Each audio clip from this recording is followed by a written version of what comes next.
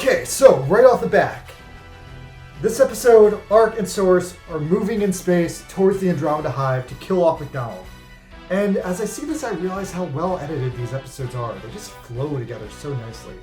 Man, this would make an awesome compilation movie if someone ever re-edited it. Anyway, I'm expecting them to annihilate the Andromedans in this episode, so let's see if that happens.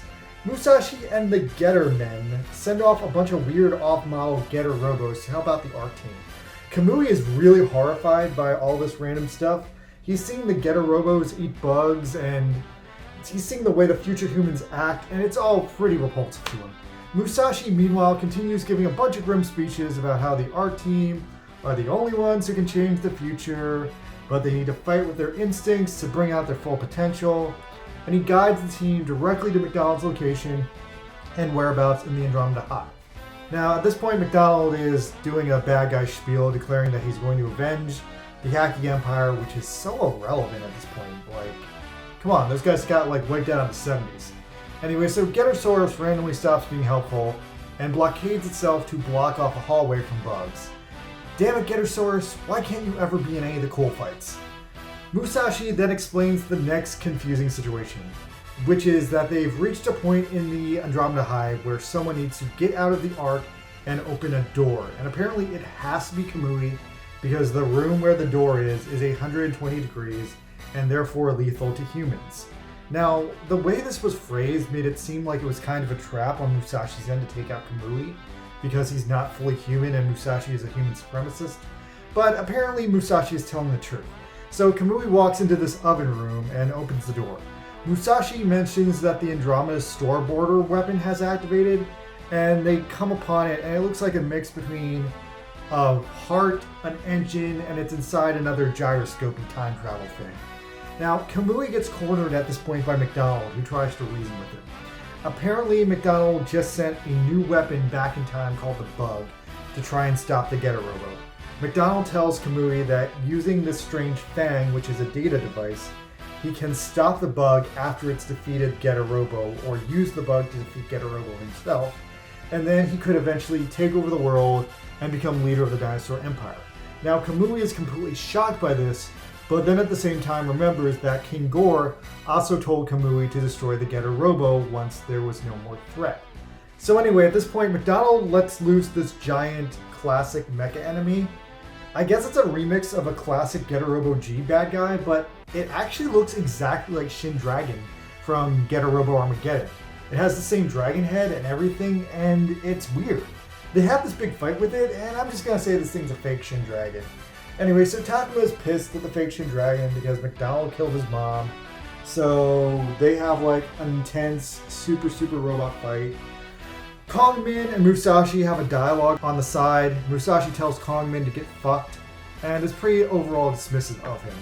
Now, Musashi realizes that the Andromedans are planning to self-destruct at this point, and McDonald confirms that they're going to self-destruct, but he again positions Kamui as the only person in the proper position to defeat the Getter Robo once and for all. Meanwhile, Takuma does this crazy ultimate naked rage attack and kills off the fake Shin Dragon at this point. Baku was there too, yeah. Now, McDonald dies, and he ends his life as a pretty one-note villain, but at least they killed him off until the next Super Robot Wars game. Now, the Ark goes off after that to rescue Kamui, but then the Starboarder is apparently set to self-destruct mode, and it's about to blow up everything. So, realizing this, the Ark does the only thing it can do to escape. It flies into the Starboarder wormhole and escapes to a different time and space. Kongmin stands on the side watching the scene plays out, and he hopes that the Ark dies in the Starboarder, and he dies optimistically, but he didn't really accomplish anything, so he kind of just threw his life away ultimately. Now, the Andromeda Hive explodes, and as it explodes, it somehow blows up the entire planet with it. The Ark, meanwhile, has disappeared completely into a subspace. Musashi's still there, so he doesn't know where they went, but then he says that the Getter Emperor can find them if they are linked to the Getter Emperor throughout its history. Now, meanwhile, in the present day, Hayato and the Sao Tome lab see that all the Stokers on Earth coming from the Andromeda conflagration have suddenly faded away because there is no more Andromeda conflagration. So Hayato intuitively knows that the Ark did this, the Ark is alive somewhere, and it's probably somewhere out in space. But he doesn't know how to help them, and he doesn't know how to save them. So he just says that they're boldly going to shut down the Satome lab, and everyone's kind of shocked by this, and we end on a very curious cliffhanger again. So yeah, heck of an episode that was. Now, I knew they were definitely going to kill off all the Andromeda generals in this episode, but now we have all these new cliffhangers with Kamui's mental state, where Kamui went to, the mysterious weapon called Bug, and all this time travel nonsense bullshit. So let's break down what actually happened here. They went off to kill McDonald. Soros and Kamui went off on their own adventures. Soros just cannot get a break, it cannot get screen time. Kamui got a massive proposition from McDonald to kill Getter-Robo and take over the world, and this is really a test of, is Kamui a good guy or not? And even if he is a good guy, does he trust Getter or not? Which, we know the humans trust Getter, but we don't know if Kamui does, because he's seen some shit go down. Now Takuma and Baku killed McDonald and its fake Shin Dragon, and then the arc went to another time and space. Now seemingly Kamui might have gotten ditched in this process, but I know Kamui's going to be in the next episode, so I just have to assume that he maybe went into the time hole ahead of the arc.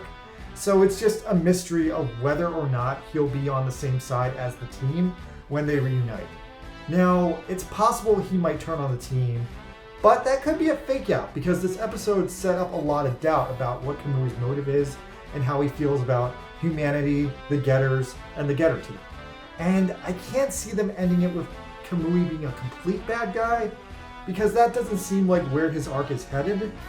I mean, considering what he knows though about humanity's future and what the Getter Emperor can do, he does seem like he's very disgusted about it.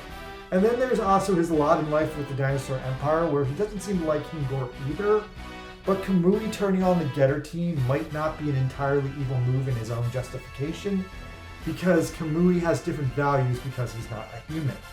Now, the most interesting thing that went down in this episode, in my opinion, is the strange Hacky Empire ultimate robot that came out of nowhere.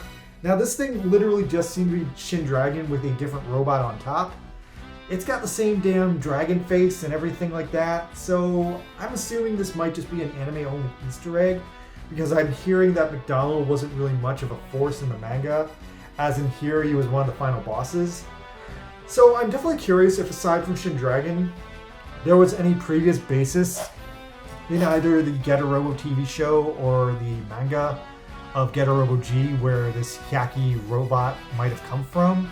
I saw a few robots that kind of resembled it in certain details, like having dragon wings or having like a missile with like a robot coming out of it, but nothing that was straight up like Shin Dragon like we have here.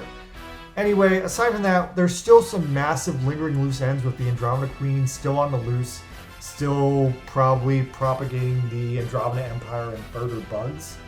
And the Getter Emperor has still not actually been seen in the show. It's just been described as Musashi, and no one's actually encountered it. Now, Kamui's confused at this point, and this mysterious bug enemy is still out there traveling through time, trying to kill the Getter-Robo. And we only have 2 episodes to wrap it all up. So this shit is looking pretty grim. Now, I feel like we might have a pretty traditional, inconclusive Getter-Robo ending at this point, because there's just too much shit going on, and it's going to be really hard for them to wrap it all up in a really satisfying way, especially since every episode up till now has really kind of focused on like 1 or 2 main plot points and a few plot twists. So yeah, that's a big mystery. There's also what the hell happened with Black Shin Getter, like why was that there? So yeah, a lot to cover in those last 2 episodes. So let's just give some quick points for this episode. We got 1 for the final boss in an asteroid fortress cliche. We got 1 for McDonald and Kamui having a bad guy, evil, twist deal kind of deal. 1 point for Kamui's existential crisis of, is he actually going to betray the team? Is he going to prioritize dinosaurs over humans? But he's half dinosaur and half human, so who knows? Another point for Musashi's creepy, off-brand Getter army from the future. Another point for the fake Shin Dragon, which was full of weird Easter eggs and weird attacks. And another point for that super cool final attack that the arc used to kill the fake Shin Dragon. And 1 more point for McDonald and Kongman finally dropping dead after all this time. So this episode gets 7 points. It's a step down from the last episode, but again, this was to be expected because this was a heavily action-oriented episode, mostly focused on fights and not so much the plot.